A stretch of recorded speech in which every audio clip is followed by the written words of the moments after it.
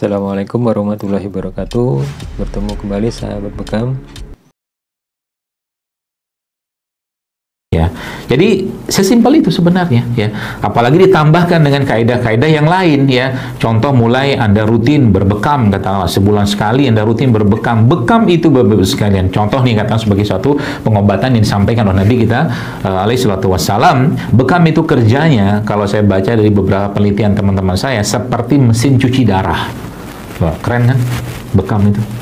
Dirutinkan berbekam ya. Kalau Anda sudah mulai hidup sehat, rutinkan berbekam. Apalagi plus juga dengan beberapa kaidah kan seperti kita dianjurkan Nabi SAW untuk berpuasa pada 13, 14, 15. Kemudian ada hadis yang menyebutkan kita dianjurkan untuk berbekam pada tanggal 17 atau 19 atau 21. Banyak sebenarnya kaidah-kaidah itu yang kita bisa lakukan ya. Nah, yang paling penting di luar pada semua itu adalah yang utama adalah kalau menurut saya sih adalah menjaga emosi. Itu sangat luar biasa efeknya. Baik, bekamnya dahsyatnya luar biasa.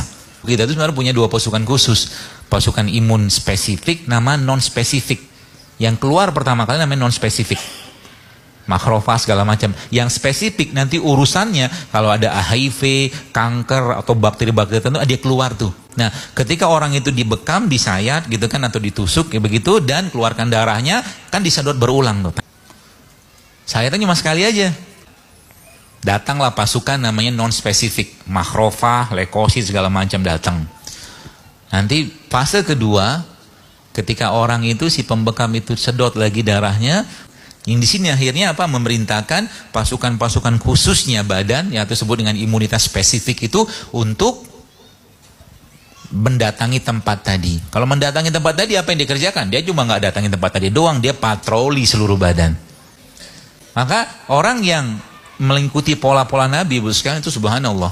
Puasa Senin Kamis 2 kali 4 8. Ayamul bid 3 8 tambah 3 11. Dibersihkan badannya, didetoks dulu.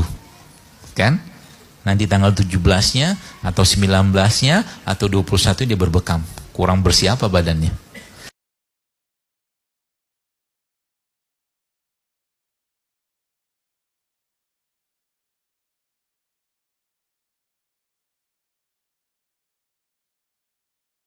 Jadi ketika seseorang itu dibekam, yang keluar sel-sel imun pada saat orang berbekam itu bukan pasukan imun level paling bawah, udah paling top, yang biasa keluarnya kalau HIV.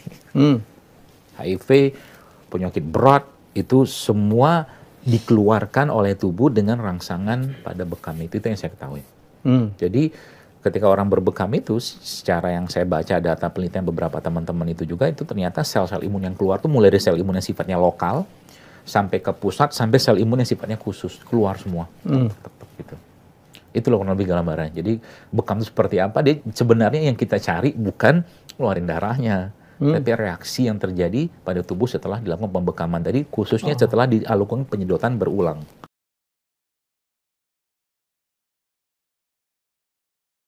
Kalau kita bicara tentang bekam, efek bekam tuh panjangnya minta ampun, Bu. Bukan cuma sekedar ngeluarin darah, bukan cuma ningkatin imun.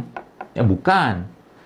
Jadi Masya Allah ya, apa tuh namanya, kita kalau bahas tentang bekam ini ya, kalau saya buka PowerPoint-nya itu takjub gitu. Ya, jadi akhirnya ini kan buka, baru nanti kita darah, ada darah sini kan dikeluarin. Atau kalau enggak, saya biasanya kalau saya punya style gitu kan, itu saya tetap tempelkan begini, ini saya sedot berulang. Nah, penyedotan berulang inilah, buka, sedot lagi, buka, sampai ya 3-4 kali atau 5 kali gitu. Itulah yang tadi saya katakan menyebabkan pasukan khususnya kita dipanggil oleh peradangan atau proses peradangan di sini. Paham ya? Mudah-mudahan paham.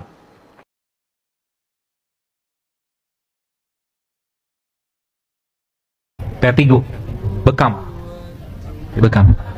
Mulai rutinkan berbekam dan mulai rutinkan olahraga pagi, jalan-jalan gitu kan untuk menghirup.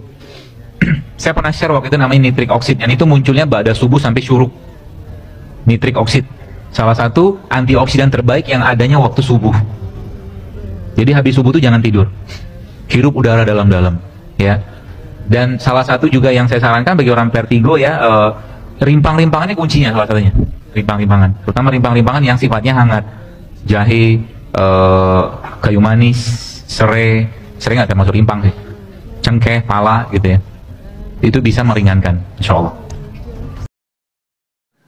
Wassalamualaikum warahmatullahi wabarakatuh. Terima kasih sahabat bekam. Semoga bermanfaat. Bagi yang belum subscribe, like, and share, silakan subscribe ya. Terima kasih.